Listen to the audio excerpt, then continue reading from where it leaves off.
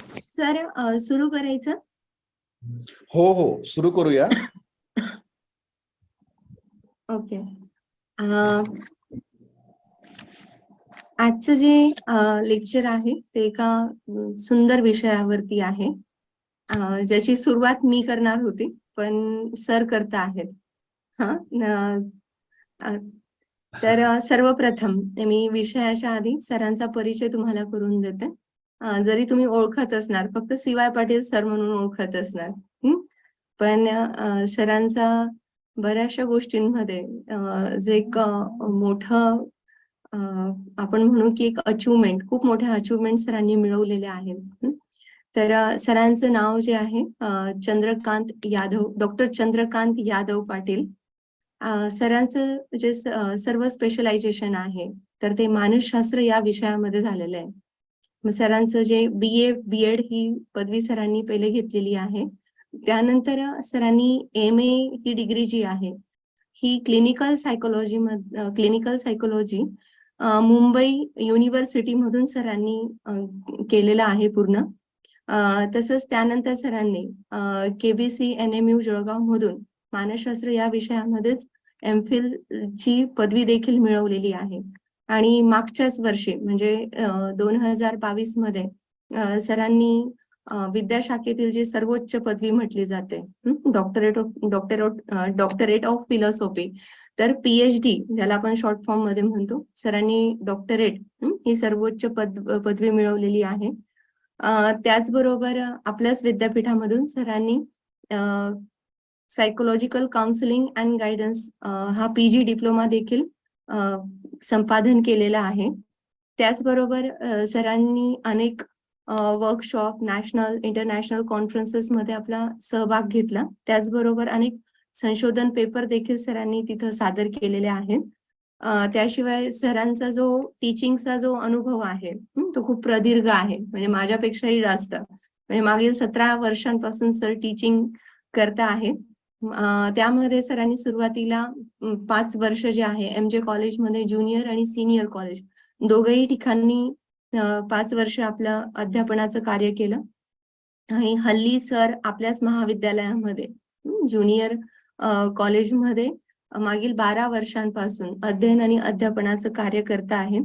त्याशिवाय सरांनी वेगवेगळे आपले जे जळगावचे बरेचसे जे प्रायव्हेट म्हणजे खाजगी रुग्णालय आहेत तेथे as a psychologist, as a counsellor म्हणून टेस्टिंग मध्येही सरांचा खूप, म्हणजे टेस्टिंगसाठी सरांना स्पेशल बोलवलं जातं, तर तिथेही सरांनी आपलं ह्या म्हणजे वेगवेगळ्या हॉस्पिटल्समध्ये काउन्सिलिंगचं कार्य केलंय. त्याशिवाय अनेक ठिकाणी सरांनी आपली व्याख्यानं जी आहेत ती दिलेली आहेत. तर जे सरांचा जे आहेत गुणवैशिष्ट्य म्हणजे खूप डाऊन टू अर्थ, खूप प्लेन माइंड, खूप कोऑपरेटिव्ह असे एक आमच्या म्हणजे सायकोलॉजी डिपार्टमेंट मधले माझे सहकारीच म्हणेल मी. तर मी आज एका खूप सुंदर विषयावरती सेल्फ इस्टीम, पहिले सेल्फची ओळख तुम्हाला करून देणार आहे.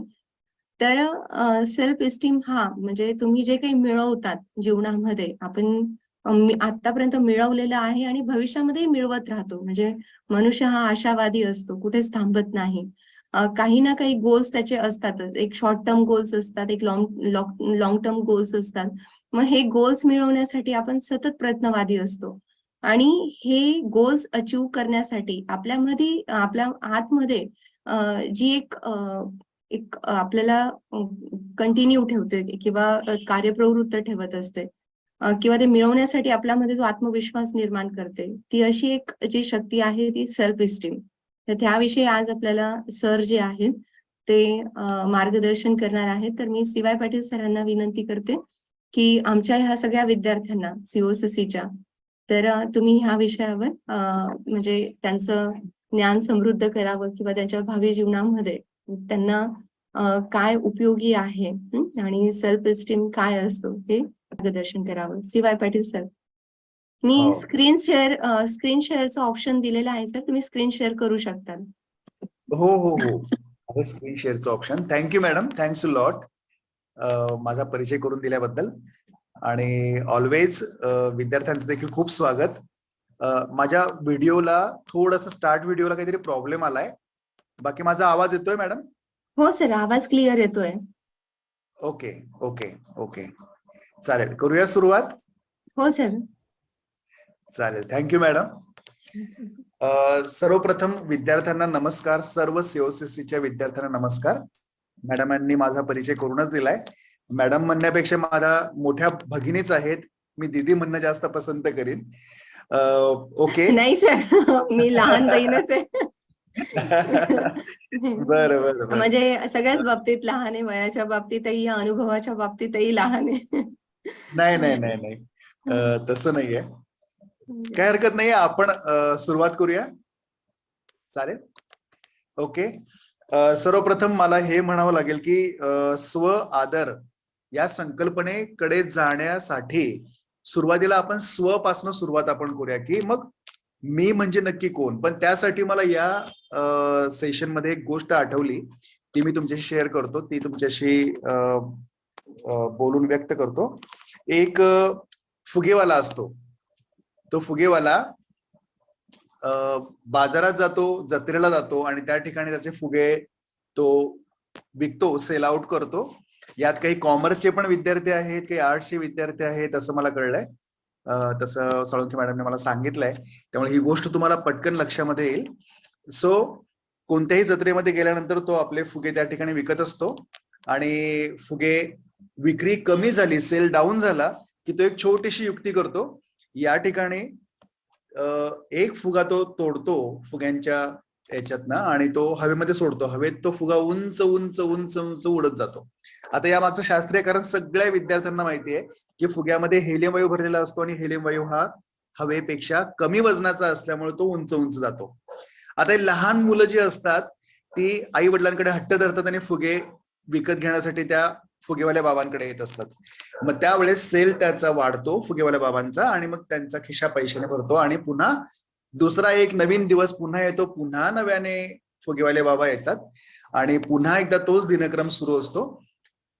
सेल डाऊनिंग होतो, मग एक फुगा ते तोडतात आणि हवेमध्ये सोडतात, उंच उंच फुगा जातो. पण त्यावेळेस एक वेगळी अशी घटना घडते. विद्यार्थी मित्रांनो लक्ष द्या, एक वेगळी अशी घटना घडते. एक छोटासा मुलगा येतो आणि तो फुगेवाल्या बाबांचा शर्ट ताणतो. तर बाबा म्हणतात काय तुला फुगा पाहिजे का? तो लहान मुलगा म्हणतो नाही नाही नाही नाही. त्याच्या डोळ्यामध्ये असंख्य प्रश्न असतात, पण त्यापैकी तो पटकन एकदा बोलतो की मला एक प्रश्न तुम्हाला विचारायचा आहे. फुगेवाले बाबा म्हणतात बरं बरं विचार, काय असेल ते विचार मला. मग तो मुलगा म्हणतो की बाबा तुम्ही मगाशी लाल रंगाचा फुगा तोडला आणि तो हवेमध्ये सोडला, तो उंच उंच उंच उंच जातो. तसंच जर निळ्या रंगाचा फुगा तुम्ही तोडला आणि तो जर सोडला हवेमध्ये, तो देखील उंच उंच जाईल का? फुगवेले बाबा मनाने हसतात आणि ते त्याला बोलतात देखील की अरे हे जे काही वर गेलं ते फुग्याचा रंग नाहीये, फुग्याच्या आतमध्ये जे भरलेलं होतं ते त्या फुग्याला वर वर जाण्यासाठी प्रवृत्त करत होतं. विद्यार्थी मित्रांनो छोटीशी गोष्ट इथेच संपते आणि आता खरी गोष्ट जी तुमची आणि माझी ती इथनं सुरू होते. मी म्हणेल की आता तुम्ही स्वतःकडे बघितल्यानंतर लाल, हिरवा, निळा, पिवळा वेगळ्या वेगळ्या रंगांचे फुगे माझ्या आजूबाजूला बसले जे माझं लेक्चर ऐकताय किंवा माझ्याशी संवाद साधताय, हे जर आपण म्हटलं तर यामध्ये अगदी कुठलाही प्रश्न नसावा. त्याचं कारण असं आहे फुग्यामध्ये भरलेला वायू त्याला उंच उंच जाण्यासाठी प्रवृत्त करतो. तसंच मानवी शरीरामधला एक अवयव आहे की जो व्यक्तीला प्रगतीच्या दिशेने उंच उंच जाण्यासाठी प्रवृत्त करत असतो. कसं तर माझा एक छोटासा प्रश्न आहे, जेसीबी सगळ्यांना माहितीच आहे, yes or no? Yes sir. हो माहिती. ओके, जेसीबी माहिती आहे. जेसीबी मधला सगळ्यात महत्वाचा भाग कोणता आहे? कोण सांगेल? जेसीबी मध्ये सगळ्यात महत्वाचं काय आहे? बोला. कंट्रोलर. कंट्रोलर म्हणजे नक्की काय म्हणायचंय? म्हणजे जिथून कंट्रोल करतात ते. बर, जिथून कंट्रोल, अच्छा ते कंट्रोल पॅनल जिथून कंट्रोल केलं जातं ते. ओके, अजून अजून वेगळं उत्तर बोला. Engine. Engine. Engine. Okay okay, अजून अजून ऑपरेटर. ऑपरेटर म्हणजे ड्रायव्हर म्हणायचंय का? हो. हा, भाग्यश्री अगदी बरोबर उत्तर दिलंय भाग्यश्रीने.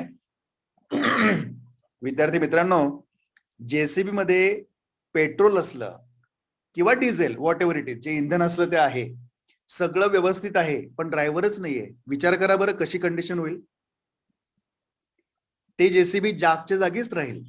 आता तसंच आपल्या मानवी शरीरामध्ये एक महत्वाचा अवयव आहे, तो सगळ्या पूर्ण शरीराला कंट्रोल करतो. तो कोणता?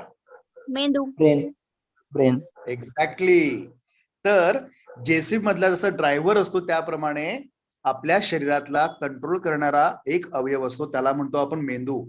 आणि मग तुम्ही म्हणाल की सर ड्रायव्हर आहे पण त्याच्यामध्ये पेट्रोल डिझेलच नाहीये, तर कसं चालणार आहे? मग याचं जर तुलना आपण आपल्या मानवी शरीराशी केली तर ड्रायव्हर म्हणजेच आपला मेंदू आहे, आणि हा आपला आत्मा जो दिसत नाही परंतु जाणवतो, अगदी क्षणाक्षणाला जाणवतो, अनुभव जर घेतला असेल तर तो म्हणजेच पेट्रोलचं काम करतो किंवा डिझेलचं काम किंवा इंधनाचं काम करतो. आता एक छोटीशी कृती मी तुमच्या समोर शेअर करणार आहे. प्रत्येकाकडे पेन आहे आणि कागदे असतील. मॅडमने सांगितलं तुम्हाला की विद्यार्थ्यांना आपण सूचना दिलेली आहे प्रत्येकाकडे पेन आणि कागद आहे. सॉरी मी सांगायचं विसरली ना ते. नाही, it's okay, it's okay, it's okay. आता घेता येईल. कागद आणि पेन घ्या सगळ्यांनी. सगळ्यांनी कागद आणि पेन ठेवा जवळ. घेतलाय? हो सर.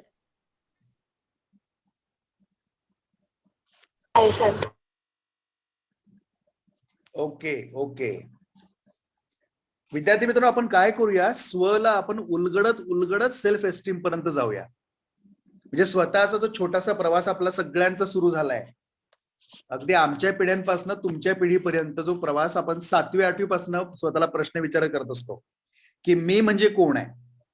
हा पहिला प्रश्न असतो स्वतःला आपण 6वी 7वी 8वी या दरम्यान आपण एकदा तरी विचारलाच असतो. प्रत्येक मुलाने प्रत्येक मुलीने स्वतःसाठी हा प्रश्न स्वतःलाच विचारलेला असतो, आणि ती आपल्या स्वच्या शोधाची सुरुवात असते. आलं का लक्षात?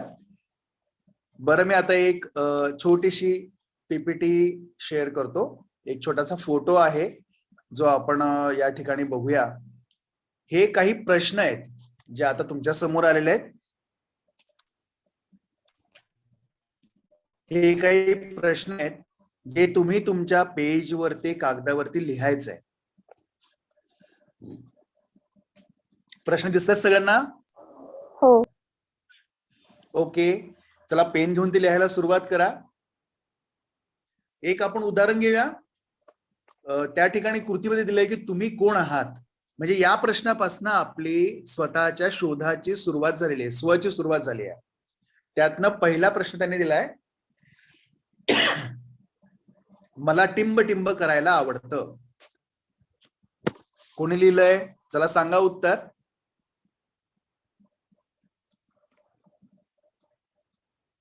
मला टिंब टिंब करायला आवडतं. कोणी उत्तर दिलं तरी चालेल.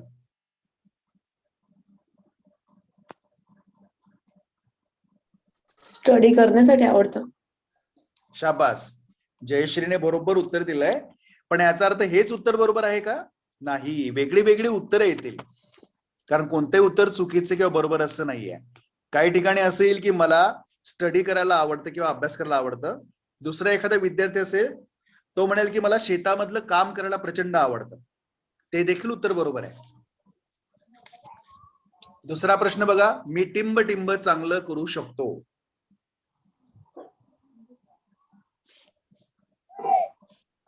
अभ्यास किंवा काम. ओके, हळूहळू आपण काय करूया, स्पेसिफिसिटीकडे जाऊया. आपण हळूहळू आपण त्याचं स्वरूप जे आहे ते कमी कमी करत टू द पॉइंट कडे आपण जाऊया. मी चांगले करू शकतो. आता एखादी विद्यार्थिनी असेल, ती म्हणेल की मी रांगोळीचं काम किंवा चित्रकलेचं काम किंवा मेहंदीचं काम खूप चांगलं करू शकते, की नाही.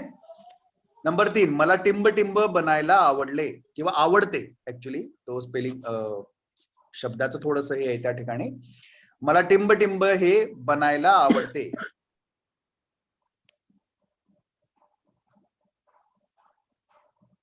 बोला.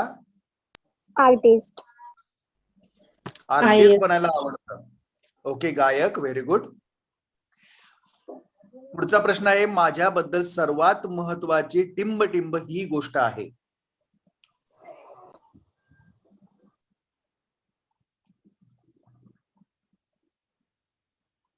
ओके, आणि शेवटचा छोटासा knowledge. प्रश्न.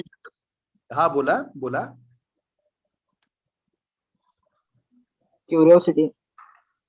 ओके, उत्सुकता किंवा जिज्ञासा जी आहे ती माझ्यामध्ये खूप प्रचंड आहे. मला ती गोष्ट महत्वाची वाटते स्वतःमधली. आणि ही क्युरिओसिटी आपल्याला सगळ्या गोष्टी जाणून घेण्यासाठी उद्युक्त करते किंवा बाध्य करते, आणि आपण मग वेगवेगळे प्रश्न विचारून त्याबद्दलची माहिती पूर्णपणे मिळवण्याचा प्रयत्न करतो. अगदी छान, हे पण उत्तर खूपच छान होतं, क्युरिओसिटी म्हणून. It's good, it's good. Last question आहे त्यांनी दिलेला, मी टिंब आहे. याची उत्तरं पण वेगळी वेगळी येतील, काही उत्तरं कॉमन येतील. बोला.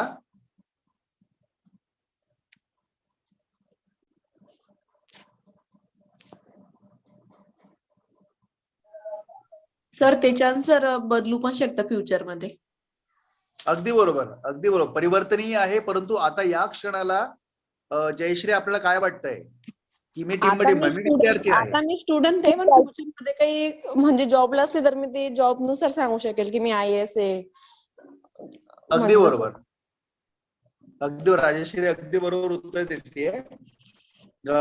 हे काय झालंय, आपण सुरुवात केली आहे स्वतःला जाणून घेण्यासाठी. त्याचे पहिले 5 प्रश्न आहे. त्यानंतर आपल्या लक्षामध्ये येईल की हे स्व म्हणजेच काय, तर स्वतःबद्दल असलेली आपली स्वतःचं ज्ञान किंवा एखाद्या व्यक्तीचं स्वतःबद्दल असलेलं पूर्ण संवेदन म्हणजेच काय झालंय, तर हे स्व आहे किंवा स्वसंकल्पना असं आपल्याला म्हणूया. ही व्याख्या पर्किनने दिलेली होती विद्यार्थी मित्रांनो.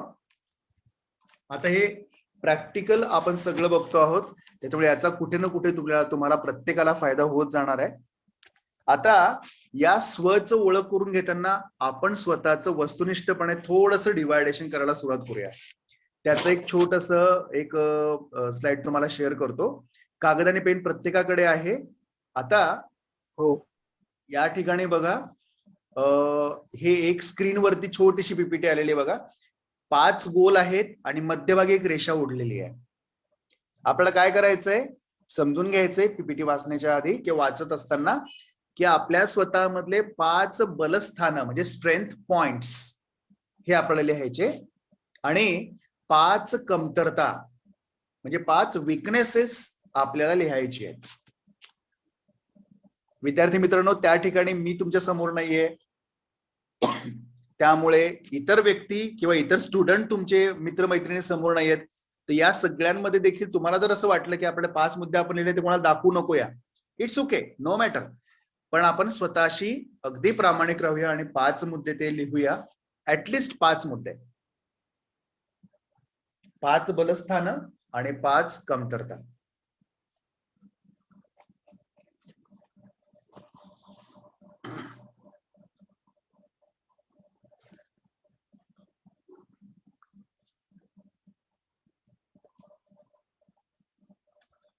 काहींना वाटेल की आम्ही शेअर करतोय, त्यांनी शेअर केलं तरी चालेल.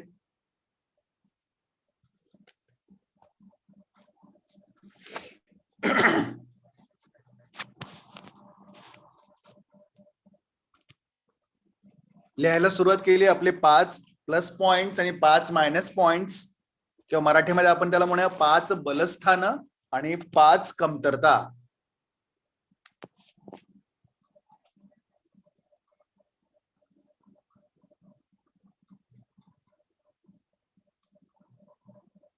इथे सगळ्या विद्यार्थ्यांना मला सांगावंसं वाटतंय की आपण काय करणार आहोत, या ठिकाणी हे सगळं वर्क करणार आहोत. स्वतःसोबत आपण एक काम करतोय, आणि हे सगळं करत असताना कुठेतरी आपण रिइव्हेंट आपण स्वतःला करत जाऊया.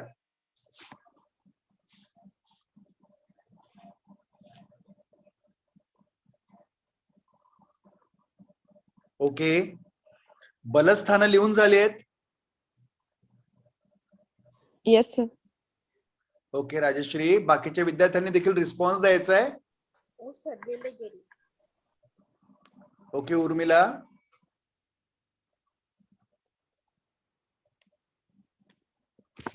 आता 5 कमतरता लिहायला सुरुवात करायची आहे.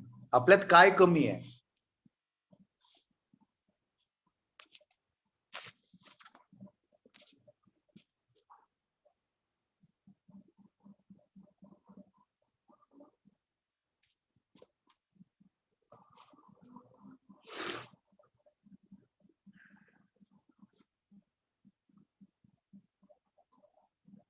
पाच कमतरता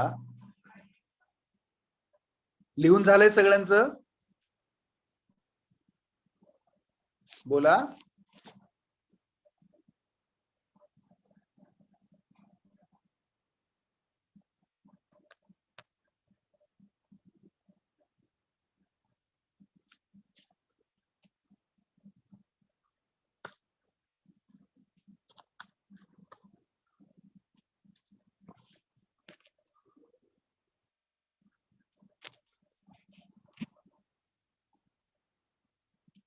मला वाटतं एवढा वेळ पुरेसा आहे. लिहून झालं असेल? हो.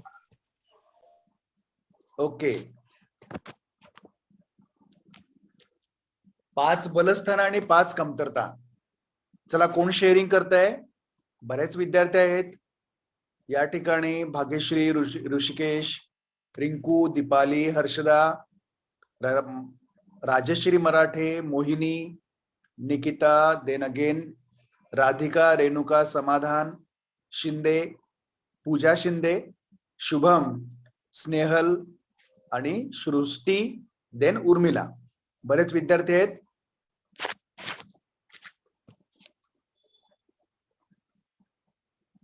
ओके. आता या ठिकाणी विद्यार्थ्यांना कधी कधी वाटतं की माझे बलस्थान किंवा माझ्या कमतरता मी असं उघडपणे बोलणार नाही. It's okay, very natural, very natural. काही काही वेळा असं वाटतं, परंतु काही विद्यार्थी खूप ओव्हर्ट असतात, ते बोलतात आणि त्या गोष्टी समोर मांडतात. एक आपण लक्षात घेऊया या मुद्द्याला जेव्हा आपण सुरुवात केली तेव्हा, की आपल्या स्वतःचे प्लस पॉइंट्स म्हणजेच बलस्थान आणि मायनस पॉइंट्स म्हणजेच विकनेसेस किंवा कमतरता आपण स्वतः जर मांडल्या तर त्या खूप चांगल्या पद्धतीने मांडता येईल. दुसरी गोष्ट अजून महत्वाची आहे यामध्ये, की ज्या वेळेस आपण ह्या कमतरता किंवा बलस्थानांचा विचार करतो, काही काही विद्यार्थ्यांना सुचतं की हे असं लिहूया आपण, हे माझ्यामध्ये कमी आहे, हे माझ्यामध्ये प्लस पॉइंट आहे, जास्त आहेत. आणि काही काही विद्यार्थ्यांना सुचत नाही विद्यार्थ्यांना. मग अशा कंडिशनला काय करता येईल? तर आपल्याला मदत घेता येते आपल्या सगळ्यात जवळच्या मित्रमैत्रिणींची किंवा भावंडाची किंवा पॅरेंटची सुद्धा, आई वडिलांची सुद्धा आपण इथे मदत घेऊ शकतो. पण तुम्ही ज्यांच्याशी जास्त कम्फर्टेबल असाल, बोलू शकत असाल, त्यांच्याशी या गोष्टी तुम्ही जर शेअर केली, आपल्या कमतरता, आपल्या बलस्थानांविषयीची माहिती जर शेअर केली, तरी देखील तुम्हाला योग्य माहिती या ठिकाणी फिलअप करता येईल, या ठिकाणी भरता येईल आणि मग याच्यावर आपल्याला काम करता येईल. काय काम करायचंय? अतिशय अतिशय इम्पॉर्टंट गोष्ट आहे. आपले जे बलस्थान आहेत ती तर आपली प्लस पॉइंट आहेतच, सामर्थ्य स्थळे आहेतच, आपली बलस्थानं आहेतच, पण ज्या आपल्या कमतरता आहेत त्या आपल्याला आता कन्व्हर्ट करायच्या आहेत बलस्थानांमध्ये, त्यांना आपल्याला ट्रान्सफर करायचंय. कशा कमी करता येतील ही कमतरता? तर एक उदाहरण देतो, मग आपण पुढे जाऊया स्वप्रतिमाकडे. याचं उदाहरण असं आहे की एखादा विद्यार्थी म्हणतो की माझी कमतरता आहे, मला सगळ्या गोष्टी चांगल्या, लिखाण काम करता येतं, मी अभ्यासही व्यवस्थित करतो आणि खूप खूप चांगले पॉइंट्स आहेत, पण माझ्या कमतरतांपैकी पहिली कमतरता जी आहे किंवा माझे विकनेसेस आहे त्या स्टेज डेअरिंग माझ्यामध्ये नाहीये. Isn't it? Okay, then pinpoint. या ठिकाणी आपल्याला कळलं ऍक्च्युली कुठे पाणी मुरतंय किंवा कुठे प्रॉब्लेम आहे किंवा कुठला बाजू आपल्या व्यक्तिमत्वातली कमतरतेची बाजू आहे.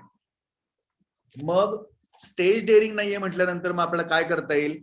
ज्या ज्या वेळेस आपल्या महाविद्यालयामध्ये कार्यक्रम असतो त्या वेळेस त्या कार्यक्रमाचा एक भाग आपल्याला बनून काम करणं सुरू ठेवायचं आहे.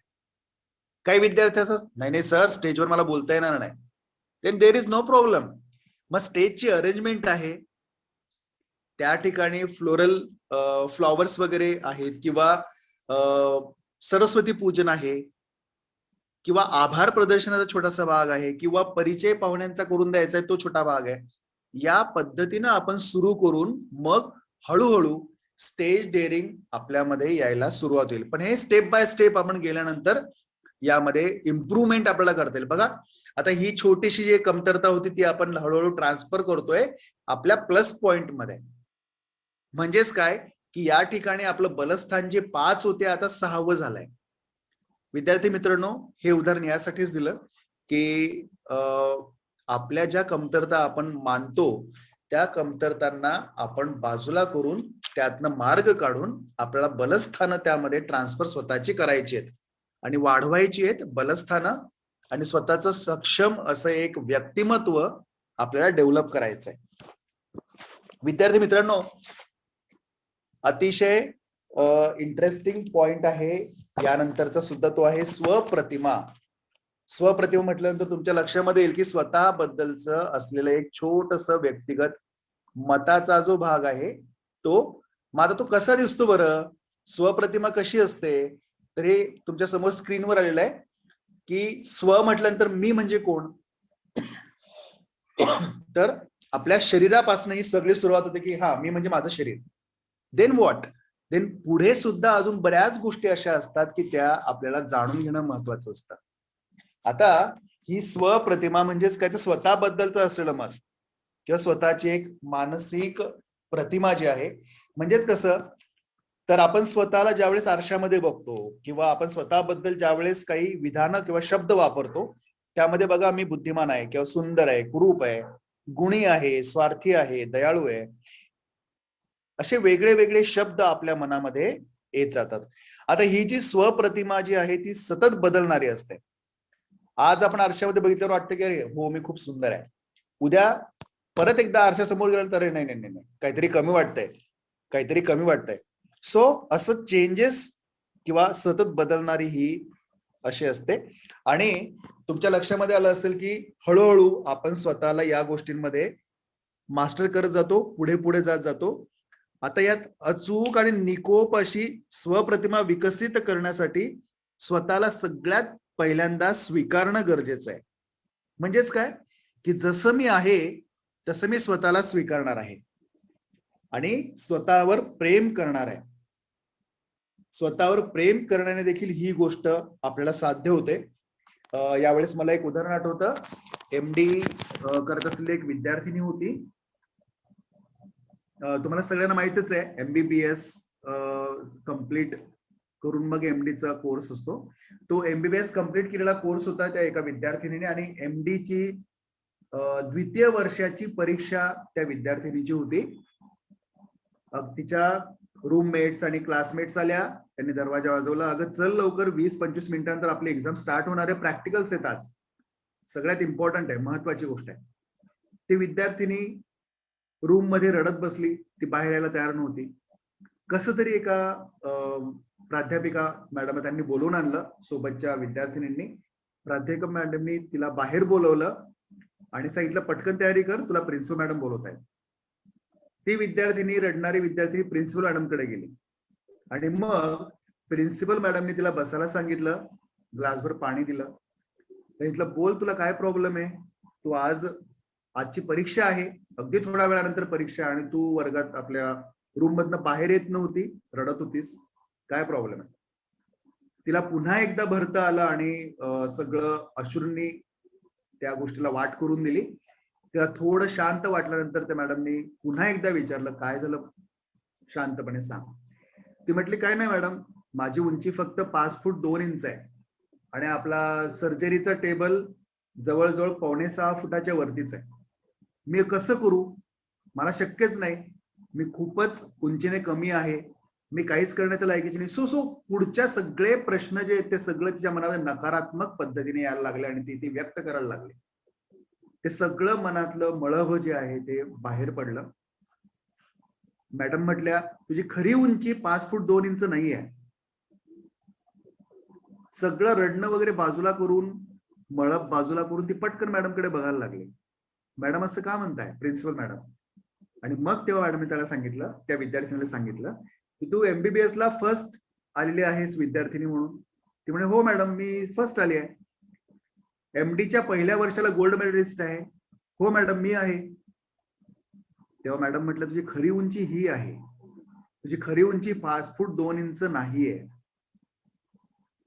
मग चमत्कार झाला, विद्यार्थिनी उठली, तयारी केली, पटकन एक्झामला गेली आणि सर्जरी टेबलवर तिचा नंबर आला. कॉल केलं गेलं, ती आली, पटकन तिथल्या शिपायाला म्हटली, अरे इकडे तो टेबल आण इथे. आणि सर्जरी टेबलाच्या जवळ एक स्टूल ठेवण्यात आला. त्या स्टूलवरती विद्यार्थिनी चढली आणि तिने यशस्वीरित्या शस्त्रक्रिया पूर्ण केली आणि याही परीक्षेमध्ये त्या विद्यार्थिनीला गोल्ड मेडलिस्ट म्हणून गौरवण्यात आलं, तिचा सन्मान करण्यात आला. पुन्हा एकदा एमटी मध्ये तिचा पहिला नंबर आला. विद्यार्थी मित्रांनो, स्वप्रतिमा ही नेहमीच आपण ज्या आरशामध्ये बघतो ती नसते. तेव्हा स्वप्रतिमेचा खरा अर्थ जो आहे तो आपल्या मानसिक क्षमतांमध्ये दडलेला असतो आणि ते आपल्याला ओळखता आलं पाहिजे. या विद्यार्थिनीच्या उदाहरणावरून तुमच्या लक्षामध्ये आलं असेल. आता तुम्ही म्हणाल की सर ही स्वप्रतिमा जी आहे ती आपल्याला निर्माण करणं शक्य आहे का हो? किती मुलांना वाटतं, किती विद्यार्थ्यांना वाटतं की आपल्याला स्वप्रतिमा निर्माण करणं शक्य आहे? शक्य आहे बोला. Sir. Very good, very nice, very nice. एक मिनिट. या ठिकाणी बघा, तुमच्याकडे जवळजवळ एक 9 पॉइंट्स या ठिकाणी दिलेले आहेत. सकारात्मक स्वप्रतिमा निर्माण करण्यासाठी निश्चित कोणती पावलं उचलली पाहिजेत किंवा उचलावी लागतील? तर स्वतःच्या सकारात्मक गुणांची यादी करा. प्रत्येक विद्यार्थ्यांनी केलेली आहे? येस बोला. सर. येस सर, केली. Very good, very good. आता दुसरा मुद्दा त्यांनी सांगितलं, तुमच्या पालकांना, मित्रांना तुमच्या चांगल्या गुणांचं वर्णन करायला सांगा. पुन्हा एकदा हीच गोष्ट मी एक थोडक्यामध्ये रिवाइज करीन की ज्या ज्या विद्यार्थ्यांना असं वाटतंय की माझे निगेटिव्ह पॉईंट्स, पॉझिटिव्ह पॉईंट्स पटपट येत नाहीयेत, त्यांनी आपल्या मित्रांकडनं ती मदत घ्यायची, मैत्रिणींकडनं मदत घ्यायची आणि ते किंवा पालकांकडनं मदत घेऊन ते पॉइंट्स जॉट डाऊन करायचे. तुम्ही प्रयत्नाने मिळवू शकाल अशी ध्येय आणि उद्दिष्ट ठरवा. मला वाटतंय सगळे टीवायचे विद्यार्थी आहेत का?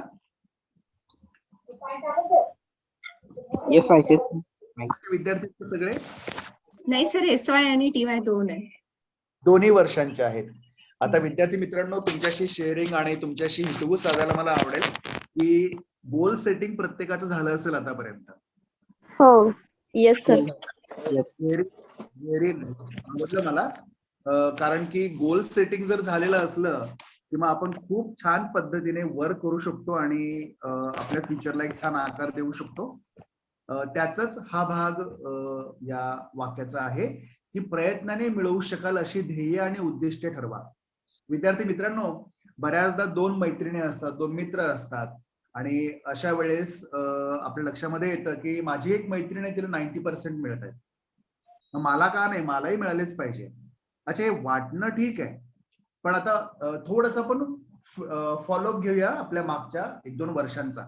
मग 12वीला मला किती टक्के होते, 10thला किती टक्के होते, देन मग FYBA ला किती पर्सेंट मला होते. सो असं थोडंसं एक मागोवा घेत घेत आपण यायचंय आणि मग आपल्या लक्षामध्ये येतं की 10thला मला 55% आहेत, 12thला मला 65% आहेत, FYBA ला मला 68% आहेत.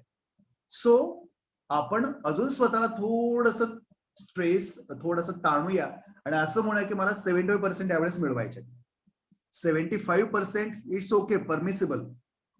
पण जर आपण आपल्या प्रयत्नांनी मिळू शकत नाही अशा 90 आणि 95-99% विचार करत असतो, तो कुठेतरी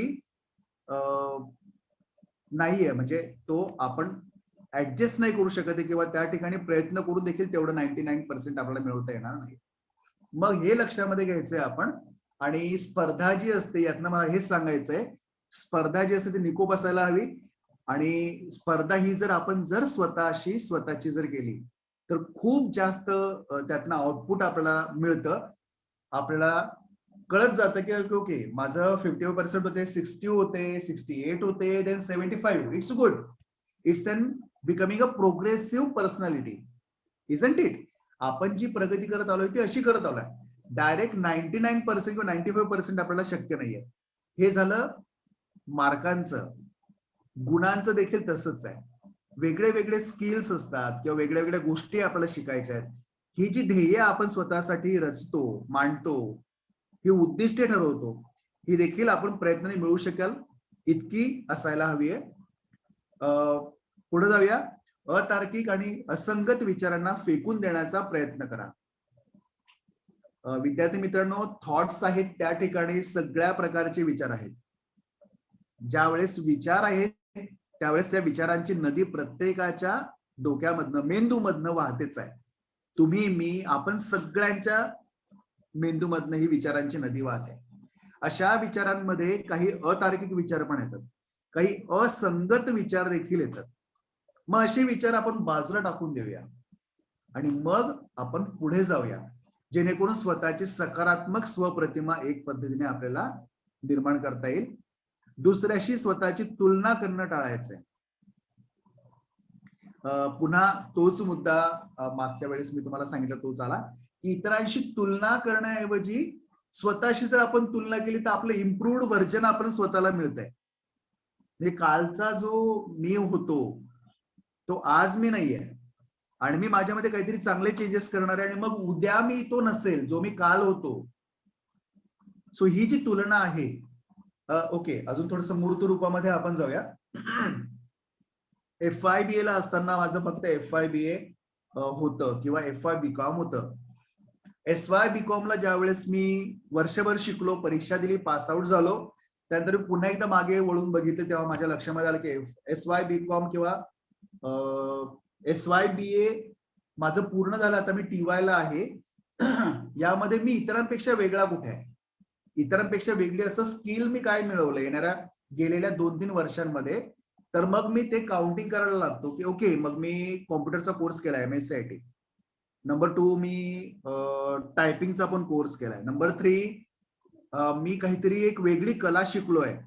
कुणी बासरी वादन शिकतं, कुणी तबल्याचं क्लास लावलेला असतो, कुणी गायन शिकतं, कुणी चित्रकला शिकतं, कुणी मेहंदी शिकतं. सो स्वतःला प्लस करत करत करत करत आपल्याला पुढे जायचंय. आणि जेव्हा आपण वळून मागे बघतो तेव्हा कुठेतरी ते वर्ष जे गेलेलं आहे SYBAचं, SYBComचं, SYBSCचं, त्या वर्षभरामध्ये मी एक स्किल मिळवलाय आणि मग अशा पद्धतीने इतरांशी तुलना करण्याऐवजी स्वतःचं बलस्थान मी विकसित करतोय. हळूहळू स्वतःला मी सपोर्टिव्ह ऍक्टिव्हिटीजने ऍडजस्ट करत करत स्वतःला विकसित करत जातो, स्वतःला डेव्हलप करत जातोय. आणि ज्या वेळेस आपण हे सर्व गोष्टी करत असतो त्यावेळेस कुठेतरी काहीतरी स्वतःबद्दल पॉझिटिव्ह वाटायला सुरुवात होते. मला असं वाटतं की या ठिकाणी थोडं एक छोटासा पॉइंट सांगून मी पुढच्या पॉइंटवर येतो, की ज्या वेळेस आपल्याला आपली बलस्थाने विकसित होत होत आपण पुढे येत जातो त्यावेळेस आपल्याला कुणीतरी चांगलं म्हणावं, वा वा, छान, व्हेरी गुड, शाब्दिक प्रबलन द्यावं, किंवा आपला सगळा अगदी जवळचा मित्रमंडळींचा प्रभाव जो असतो तो असतो, वा तू मस्त बरं का, तू MSCIT केलंस. पण कधी कधी असं होतं की तुम्ही एक छान कला शिकता आणि तुम्हाला कोणीच बोलत नाही की तू छान केलंस म्हणून. आणि मग आपल्याला अपेक्षा असते कुणीतरी बोलावं, कुणीतरी बोलावं. मानसशास्त्र सांगतं कोणी बोलत नाहीये ना, देन गो अहेड. आता तुम्ही समोर असता तर एक छान ऍक्टिव्हिटी मला घेता आली असती. 3 आणि 7चा एक खेळ आहे जो मी माझ्या विद्यार्थ्यांसोबत दरवर्षी घेत असतो. सो टाळ्यांचा खेळ असतो. It's very very very nice. प्रत्येक विद्यार्थ्याला तो आवडतो. कोई बात नाही, जेव्हा इन फ्युचर वेळ येईल त्यावेळेस आपण तो घेऊया खेळ. सो जर कोणी तुमची तारीफ करत नाहीये, एखादी गोष्ट तुम्ही मिळवली आहे आणि ती सेलिब्रेट करण्यासाठी कोणीच नाहीये सोबत, कोणी बोलत पण नाहीये, अशा वेळेस सेल्फ सेलिब्रेशन सुरुवात करा. म्हणजेच काय, माझं एक बलस्थान मी विकसित केलं आणि त्याबद्दल मी स्वतःला शाबासकी देणार आहे. सो वेगळ्या वेगळ्या प्रकारची शाबासकी असेल. अगदी स्वतःच्या पाठीला आपण स्वतः टच करणं हाताने, हे एक छोटासा प्रकार असेल. दुसरी गोष्ट, तुम्हाला आवडणारी एखादी गोष्ट तुम्ही त्या दिवशी, चॉकलेट म्हणा किंवा काहीतरी घ्यायची आणि ती स्वतःला प्रेझेंट करायची, स्वतःला द्यायची आहे. सो ओके, मी आज हे चांगलं काम केलंय आणि त्याबद्दल मी स्वतःला हे बक्षीस देतोय. सो हे सगळं केल्याने काय होणार, आपल्या स्वतःच्या विकासाचे मार्ग खुले होत जाणार आहे. याच्यातनं मग स्वतःवरती आपण एक प्रकारे प्रेम करायला सुरुवात करतो. सकारात्मक प्रतिसाद आपण या पद्धतीने स्वतःला देऊ शकतो. इतरांनाही मग आपण अप्रिसिएशन देऊ शकतो. एक लक्षामध्ये घ्यायचं सगळ्या विद्यार्थ्यांनी, तुम्ही सगळे जे वर्गामध्ये बसलेले असतात किंवा भेटतात त्यावेळेस सगळ्यांचे चेहरे सारखे आहेत का? बोला. नाही नाही. नाही ना, वेगळे वेगळे आहेत की नाही? अगदी दोन जुळे भाऊ किंवा जुळ्या बहिणी आहेत का आपल्या या बॅचला? नाही सर. नाही. ऍक्च्युली तुमच्या लक्षामध्ये आलं असेल की तुम्ही इतरांपेक्षा वेगळे आहे. हे तुम्ही कायम लक्षामध्ये असू द्या. हे वाक्य सांगण्याची गरज का आहे? कारण की बऱ्याचदा आपल्याला वाटतं की माझा एक मित्र आहे आणि माझी एक मैत्रीण आहे, ती अशी राहते, ती असं बोलते, तिचा कॉन्फिडन्स लेवल खूप चांगली आहे, मला ना तिच्यासारखं बनायचंय, मला त्याच्यासारखं बनायचंय. No, there is no need. There is no need. याची काहीच गरज नाहीये. कारण की देवाने किंवा निसर्गाने तुम्हाला एकमेव द्वितीय तयार केलेला आहे. तुमच्यासारखं दुसरं कोणीच नाहीये आजूबाजूला. हे तुमच्या लक्षामध्ये आलं असेल. इव्हन तेच नाहीये, आपल्या डोळ्यांच्या बुबुळांची रचना देखील वेगळी वेगळी आहे. आपल्या बोटांचे ठसे देखील कोणाशीच मॅच होत नाही. विचार करा, आपण छोटीशी गोष्ट क्रिएट करतो तर आपल्याला किती प्रचंड आनंद होतो. उदाहरणार्थ, आपण क्लेचा गणपती तयार करतो किंवा एखादी मूर्ती तयार करतो किंवा एखादं ड्रॉइंग काढतो आणि आपल्याला खूप आनंद होतो. ते आपलं क्रिएशन असतं. ते आपण काहीतरी घडवलेलं असतं, काहीतरी वेगळं असं वाटत असतं, ते आपण मांडतो, प्रेझेंट करतो. विचार करा, निसर्गाने किंवा देवाने ते घडवलंय, त्याचं बेस्ट क्रिएशन कोण आहे माहितीये का? मानव. स्त्री आणि पुरुष. देवाचं किंवा निसर्गाचं बेस्ट क्रिएशन आहे स्त्री आणि पुरुष. त्याच्यामुळे आपण कोणासारखेच नाही आहोत, आपण इतरांपेक्षा वेगळे आहोत. हे आपल्या लक्षामध्ये कायम असू द्यायचंय. हे का लक्षात असू द्यायचंय? मग जर आपण इतरांपेक्षा वेगळे आहोत, एकदम वेगळं वेगळं करण्याची गरज नाहीये, पण इतरांशी तुलना करणं आपलं कमी होईल, हे यातनं मला हवंय. यांनी असं केलं, त्यांनी तसं केलं, ओके ओके ओके, त्यांनी केलं ना, करू देत ना. मग आपल्याला काय जमतंय ते आपण करूया. Isn't it? सो हे सगळं आपल्या लक्षामध्ये येतं की आपण इतरांपेक्षा वेगळे असल्यामुळे आपल्याकडे काही वेगळ्या गोष्टी आहेत ज्या इतर माझ्या मित्रांकडे नाहीये, मैत्रिणींकडे नाहीये. एक विद्यार्थी होता, लोहारी काम त्याच्या घरी चालायचं, आणि जस्ट त्याला मी एक पुशअप एक गोष्ट सांगितली, त्याला म्हणजे वर्गामध्ये सांगितली होती की जे ट्रॅडिशनल आहे ते चालूच आहे. अवजार, शेतीचे अवजार वगैरे बनवणं वगैरे, हे काम, लोहारी काम चाललंच आहे. पण समथिंग डिफरंट आपण काहीतरी करू शकतो का बरं? काहीतरी वेगळं करू शकतो का? कारण की शिवखेडाने एक वाक्य सांगितलेलं आहे त्यांच्या पुस्तकामध्ये, जीत आपकी किंवा यू कॅन विन या पुस्तकामध्ये, winners don't do different things, they are doing things differently. Winner don't do different things, they are doing things differently. So हे सगळं जे आहे ते वेगळ्या पद्धतीने मांडायचंय. आणि मग हे त्याने मनामध्ये घेतलं, म्हटलं बैलगाडी तुला तयार करता येईल का? खूप छान तयार करता येईल. सो त्याच्या घराकडनं एक वेळ जाताना माझ्या लक्षामध्ये आलं की शेतीची अवजारं पण लावलेली आहेत आणि बाजूला 5-7 बैलगाड्या आसार यांच्या तयार केलेल्या आहेत. सो जे नेहमीपेक्षा वेगळं आहे तेही आपण यामध्ये करू शकतो. पुढे जाऊया. तुम्ही तुमच्या आयुष्याच्या समस्यांना तोंड दिलं आहे हे लक्षात असू द्या. त्यामध्ये एक पॉइंट लक्षामध्ये येतो की असं कोण आहे की ज्याला कुठलीही ऍडजस्टमेंट न करता सर्व गोष्टी मनाप्रमाणे भेटलंय? सांगा बरं, कोण आहे का आपल्या बॅच मध्ये कोणी असं? नाही. नाही. आहे? कोण आहे सांगा. वा वा, क्या बात आहे. मनाप्रमाणे सर्व गोष्टी लहानपणापासून आतापर्यंत घडत आलेल्या आहेत, असं कोणी आहे का? इच्छेप्रमाणे कुठलीच ऍडजस्टमेंट करावी लागली नाहीये, असं कोण आहे? कोणीच नाही. एक्झॅक्टली, ऋषिकेशने बरोबर उत्तर दिलंय. असं कुणीच नाहीये की ज्याला काही गोष्टी ऍडजस्ट कराव्या लागल्या नाहीयेत किंवा समस्यांना तोंड द्यावं लागलं नाहीये.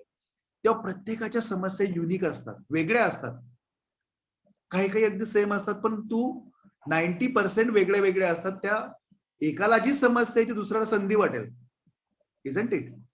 सो हे सगळं असताना कुठेतरी लक्षात ठेवायचं की मी सुद्धा माझ्या आयुष्यामध्ये समस्यांना तोंड दिलेलं आहे आणि एवढंच थांबायचं नाहीये, तर त्या समस्यांमधनं नवीन गोष्टी शिकून आपण बाहेर पडलोय. नवीन गोष्टी शिकलो, अनुभव समृद्ध होत होत आपण बाहेर आलेलो आहे. मग याचा उपयोग काय, तर भविष्य काळात तशीच जर समस्या आली तर समर्थपणे आपण आधीचा अनुभव असल्यामुळे त्या समस्यांना आपण तोंड देऊन त्यामध्ये यश मिळवू शकू. हे आपल्या लक्षामध्ये येतंय. विद्यार्थी मित्रांनो, स्वयंसक्षमता म्हणजेच काय बरं, तर ते आता तुमच्या लक्षामध्ये येईल की काही विशिष्ट परिस्थितीमध्ये मी माझ्या कौशल्यांचा वापर कसा करू शकेल याबद्दल असलेला माझा मनाचा विश्वास म्हणजेच स्वयंसक्षमता. स्वतःबद्दल काही गोष्टी हळूहळू आपण भाकित करायला लागतो, काही गोष्टी मांडायला लागतो आणि मग त्यानंतर मग आपल्याला आयडिया येत जाते, काही गोष्टींची माहिती होत जाते. आता ही स्वयंसक्षमता म्हणजे नक्की काय बरं, तर हे बघा स्क्रीनवरती तुमच्या समोर ते आलेलं आहे. स्वयंसक्षमतेची वैशिष्ट्ये बघा. आता ज्यांची उच्च स्वयंसक्षमता आहे, कमी स्वयंसक्षमता आहे, याबद्दलचे पॉइंट्स त्यांनी दिलेत. 3-4 पॉइंट्स दिलेत, 4-4 पॉइंट्स आपल्या समोर आहे. आता बघा कसं करायचंय विद्यार्थी मित्रांनो, पार्शियल राहून आपण या सगळ्या गोष्टींकडे लक्ष द्यायचंय, बघायचंय की हे माझ्यामध्ये आहे का, ओके हे इथं आहे, हे एवढं आहे आणि मग एवढं मिळवण्याची गरज आहे. मग त्या ठिकाणी ते सोपं जातं. काय आहे, ओके 1 2 3 4 5 6 आहे, काय नाहीये 1 2 3 4 एवढं नाहीये, मग हे आपण मिळवूया. Isn't it? स्वचा शोध हा आपला चाललेला आहे. सेल्फ एस्टीम, स्व आदराच्या दिशेने आपला हा स्व चाललेला आहे. तर तुमच्या लक्षामध्ये येईल की उच्च स्वयंसक्षमता याची काय वैशिष्ट्य आहे बरं, तर अशा विद्यार्थ्यांमध्ये आत्मविश्वास असतो, योग्य स्वमूल्यमापन असतं, जोखीम पत्करण्याची तयारी असते आणि ध्येय पूर्तीची जाणीव असते. जवळजवळ टीवायला येईपर्यंत तुमचं बऱ्याच जणांचं ध्येय ठरलेलं असतं. हे करूया, ते करूया, असं करूया, तसं करूया, एमपीएससी करूया आणि मग तलाठी एक्झाम देऊया किंवा आर्मीमध्ये जाऊया किंवा व्हॉट एव्हर इट इज, जे पण तुमची इच्छा असेल त्या ठिकाणी. हे सगळ्या ऍक्टिव्हिटीज करताना त्यासाठी काय काय लागणार आहे गोळा करत असताना, स्किल्स जमवत असताना एक प्रकारचा आत्मविश्वास येतो. स्वतःबद्दलचं स्वमूल्यमापन. आपल्या संपूर्ण ग्रुपमध्ये धावण्याची शर्यत जर लावली, रनिंगची, तर माझे 2 मित्र नंबर 1 आणि 2 ला येणार, माझा नंबर 3रा असणार आहे. योग्य स्वमूल्यमापन. का बरं, कारण माझी प्रॅक्टिस कमी पडते. तर डेली प्रॅक्टिस करतात, सकाळ संध्याकाळ रनिंग करतात आणि माझं फक्त सकाळी जमतं रनिंगला, संध्याकाळी जातच नाही. सो हे स्वमूल्यमापन झालंय. जोखीम पत्करण्याची तयारी आणि ध्येय पूर्तीची जाणीव. एखादी गोष्ट आपल्याला करायची आहे तर त्यासाठी मी जोखीम पत्करली पण पाहिजे, ती माझी तयारी आहे. उदाहरणार्थ जर मला पोलीस भरतीमध्ये जायचंय, आर्मी भरतीमध्ये जायचंय, तर मी संध्याकाळचं जे रनिंगचा भाग आहे टाळतो, मी जात नाही. कधी कधी सकाळी सुद्धा झोपून राहतो, रनिंगला जात नाही. तर हे मी टाळलं पाहिजे आणि स्वतःच्या आळसावरती मात करून मी त्या ठिकाणी काम केलं पाहिजे. ध्येयपूर्तीची जाणीव. एखादं ध्येय मी ठरवलंय, एसवाला एवढे पर्सेंट पाहिजेत, हे स्किल सेट्स मला जमवले पाहिजेत आणि ते मी मिळवले म्हटल्यावर स्वतःला मी छोटीशी ट्रीट देणार आहे, स्वतःला छोटीशी पार्टी देणार आहे. कसली पार्टी, मध्ये चॉकलेटची असेल तरी चालेल, what ever, 5 star, what ever it is, dairy milk वगैरे वगैरे किंवा अजून पण काय. मग ती भेळ असेल, वाटल्यास तुम्हाला आनंद द्विगुणित करायचा असेल तर मित्रांना देखील तुम्ही त्यामध्ये सामील करू शकता, मैत्रिणींना देखील त्यामध्ये सामील करू शकता आणि फ्रेंड सर्कलमध्ये ट्रीट तुम्ही देऊ शकता. अशा ह्या गोष्टी मी मिळवल्यात. So I am very happy, I am feeling very happy and then I am going to get something good and positive. कमी स्वयंसक्षमतेचं वैशिष्ट्य आपल्या लक्षामध्ये येते की ज्यांच्यामध्ये स्वयंसक्षमता कमी असते अशा विद्यार्थ्यांमध्ये काय काय लक्षण दिसतील, तर जोखीम पत्करण्याची भीती असते. त्यांच्या मनामध्ये भीती प्रचंड बसलेली असल्यामुळे जोखीम पत्करण्यासाठी तयारीच नसते. त्यानंतर पराजयाची भीती, कुठेतरी हरू आपण. मला सांगा, रनिंग साठी तुम्ही ज्या वेळेस पळता त्यावेळेस सगळेच जण जिंकतात का? नाही. मग त्यापैकी कोणीतरी पहिला नंबर येणारच आहे, कोणीतरी दुसरा येणार आहे, कोणीतरी तिसरा येणार आहे, कोणीतरी शेवटचा येणारच आहे. मला सांगा, बाकीच्यांनी दुसरा, तिसरा, 5वा, 4था आणि शेवटचा नंबर आल्याशिवाय पहिल्याचा पहिला नंबर येईल का? आणि असं कधी आहे का की एकाने पहिला नंबर, मिल्खा सिंग सोडले तर रनिंग मध्ये एकाने पहिला नंबर मिळवला, तो कायम पहिल्यापासून शेवटपर्यंत तो पहिला नंबरच मिळवत जाईल असं नाहीये. तुमच्या लक्षामध्ये आलं की ओके रनिंगसाठी ही स्किल्स मला मिळवायचे आहेत आणि मी ते करणार आहे. सो नेक्स्ट टाइम परत एकदा शर्यत लागेल आणि त्या ठिकाणी पहिला नंबर तुमचा येऊ शकतो. सो पराजयाची भीती जर आपण मनातनं हळूहळू बाजूला केली, प्रत्येक वेळा जय मिळेलच असं नाहीये, पराजय पण कधी कधी मिळण्याची शक्यता आहे. हे आपण ऍक्सेप्ट जर केलं, स्वीकारलं, तर ते स्वीकारल्यानंतर बऱ्याच गोष्टी सोप्या होतात. पुढे पुढे आपण स्वतःला नेत जातो. अनिश्चिततेची भीती बऱ्याचदा असते, परंतु अनिश्चितता हीच नेहमीची भीती जर ठेवली तर प्रॉब्लेम येतो. प्रभावी व्यवस्थापन, मॅनेजमेंट. विद्यार्थी मित्रांनो, या ठिकाणी मॅनेजमेंट खूपच मोठा विषय. कॉमर्सचे जे विद्यार्थी त्यांनाही बऱ्याच याच्या बाजू माहिती आहेत. व्यवस्थापन जे आहे किंवा मॅनेजमेंट जे आहे त्याच्यामध्ये टाइम मॅनेजमेंट आणि इतर सगळं स्टडी मॅनेजमेंट सगळ्या गोष्टी त्यामध्ये येतात. तो हे जर कधी प्रभावी नसलं तर मात्र त्या व्यक्तीमध्ये स्वयंसक्षमता कमी असेल असं आपण म्हणू शकतो.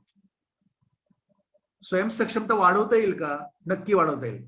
कसं वाढवता येईल? तर कौशल्याचा विकास करून आपली वाढवता येईल स्वयंसक्षमता.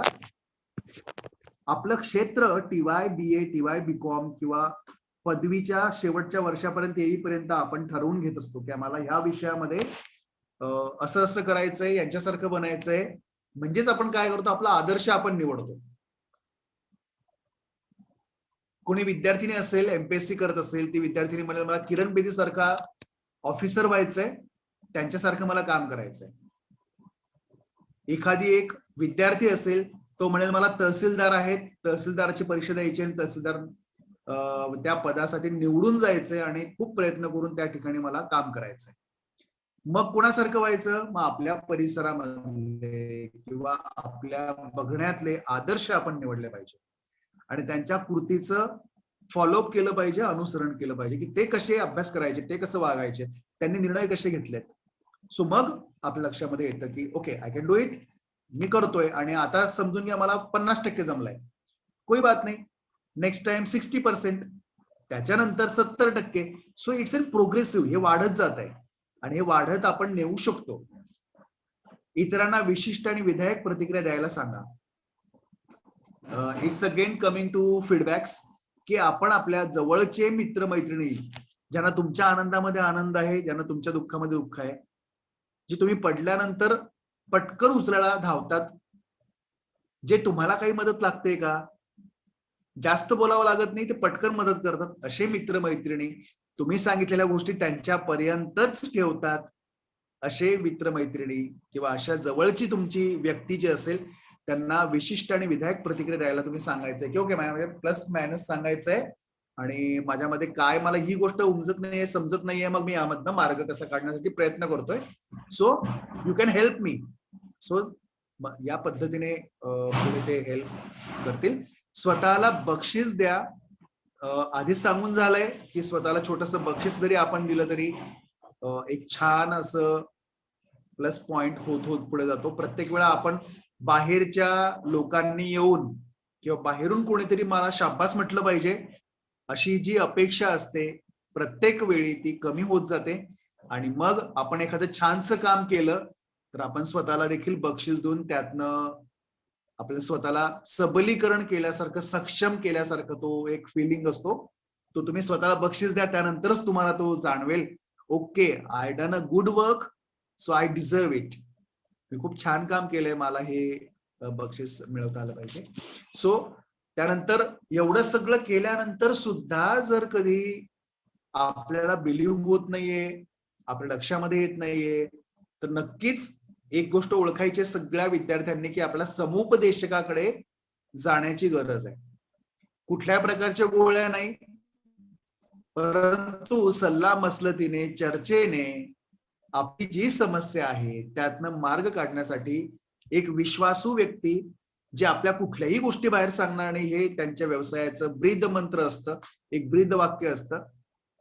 तेवढ्या विश्वासाने खुल्या मनाने तुमचे प्रॉब्लेम्स त्या व्यक्तीसमोर शेअर करू शकता आणि त्यावर उपाय मिळवू शकता. आणि ती व्यक्ती म्हणजे काउन्सिलर किंवा सायकोलॉजिस्ट, म्हणजेच समुपदेशक. पुन्हा यामध्ये पुढचा छोटासा मुद्दा आहे की तुमची उत्तेजना वाढल्यामुळे कार्यक्षम